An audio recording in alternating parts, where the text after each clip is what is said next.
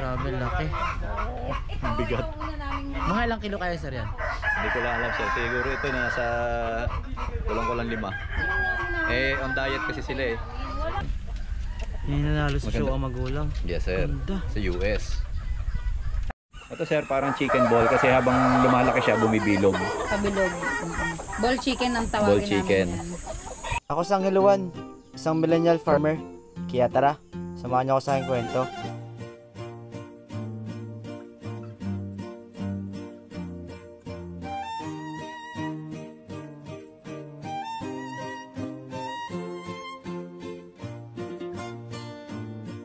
At ngayon nga pala ay meron na naman nga tayong bibistahin na isang farm ng mga manukan.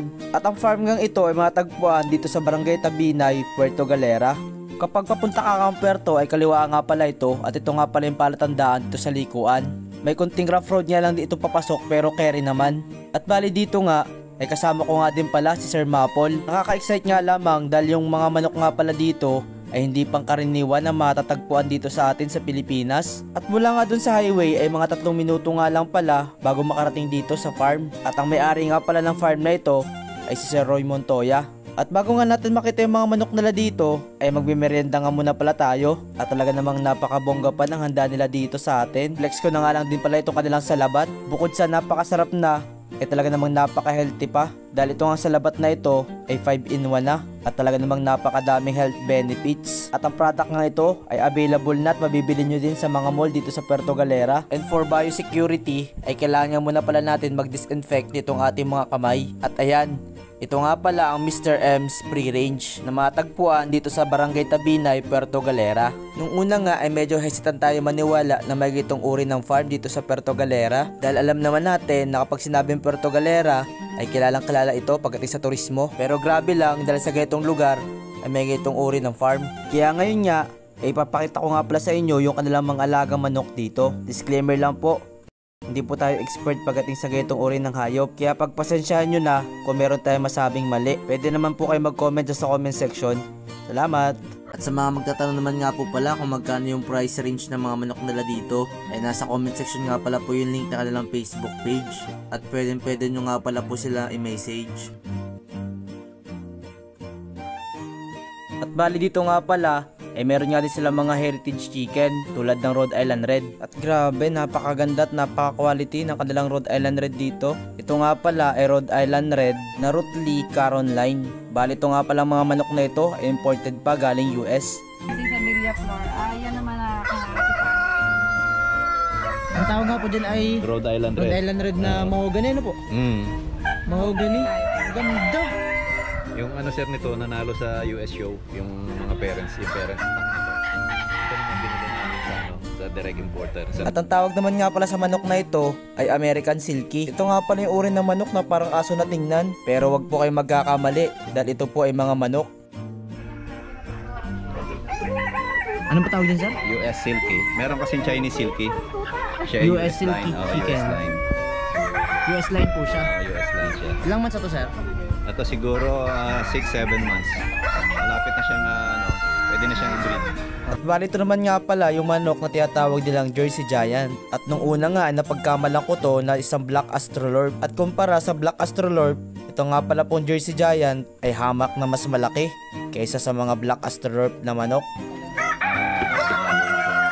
At ito naman nga pala yung kanilang pangmalakasan na tandang na Rhode Island Red.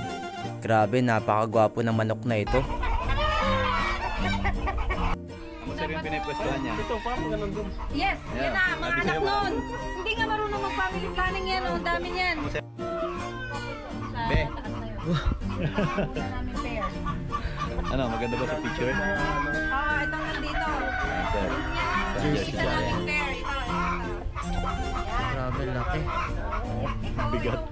Mga ilang kilo kaya sir yan? Hindi ko lang alam sir. Siguro ito nasa kulang-kulang 5. Eh, on diet kasi sila eh. Pinakamaraming itlog, sa 300. Ang itlog, hindi lang ganun kalalaki. Kaya pala may Rhode Island Red, Rhode Island White. At ito naman nga pala yung kanilang mga manok dito na Black Australorp. At sa mga breed na heritage chicken, ito nga pala Black Australorp yung marami mangitlog sa kanilang lahat. At kung ang naisip mo ang negosyo ay ang egg production, ay ito nga palang Black Australorp yung magandang panimula. Ngayon ko nga lang din nalaman na meron din palang tinatawag na Rhode Island White. Kasi kalimitan na alam nga nating Rhode Island ay yung mga Rhode Island Red na tinatawag. At kung hindi pa nga tayo nakabisita dito sa manukan ni Sir Roy, ay hindi pa nga natin malalaman na may ganito rin palang uri ng manok. Kaya malaki pasalamat din po na na-invite ako dito sa inyong manukan. Upang maibahagi ko nga din pala po dito sa ating mga followers na mayroong ganitong uri din pala ng manok na nag-i-exist. Hindi siya naalala ng kasimbahan ng mga Jersey Giant. Paano po iba't ibang kulay? Ano po mga kulay? Light brown, blue, Green, Mamaya pink. papakita ko sir sa iyo mga yes. itlog Ayos ah. Green. Ito ang gusto kong i-roast. niya. Tawag mo iba dyan yan, brown. Maganda Brown, pang brown broiler. 120 lang. At ito naman nga pala yung tinatawag nilang sasu chicken o mas kilala natin sa tawag na kabir. Ito nga palang sasu chicken o kabir ay tinatawag nga din pala itong red broiler. Hindi ko din kasi alam kung paano nila nakuha yung tawag na kabir. Nakasanayan ko na lang na naririnig ko ng tawag nila sa ganitong uri ng manok ay kabir. Kaya syempre, nakikabir na rin ako ng tawag. Comment down below nga guys kung bakit kabir yung tawag ng ilan dito sa manok na ito. Napagkamalan ko nga din Rhode Island Red itong manok na ito. So sir, nilalako ko rin sa pits nila. Po, pampaano po na itlog eh.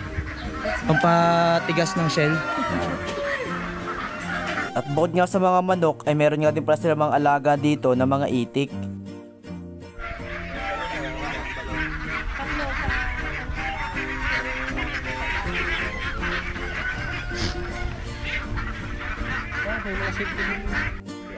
Ikaw, D. Ito ay Rhode Island, Yung Red Queen sir, yung sabi ko sa yung import. tapos ito po yung sa sige. Rhode Island Red. Rhode Island Red. Yes. Dennis daw.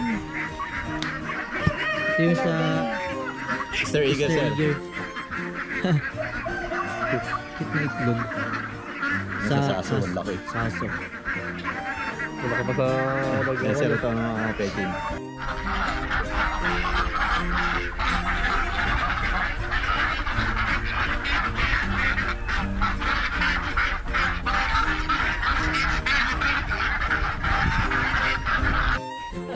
Kaya ko napaisip eh.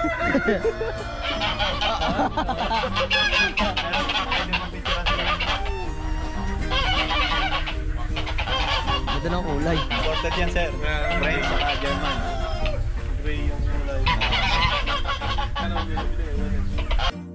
Ito merong olive green. Meron din siyang pinkish.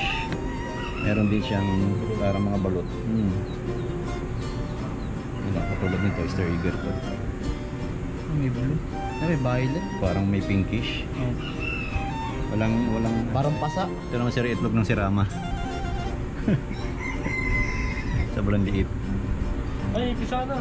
At ito naman nga pala yung hatcher nila. After 18 days nga na nandun yung itlog sa incubator, ay dito naman nga nila nilalagay yung itlog na malapit na mapisa.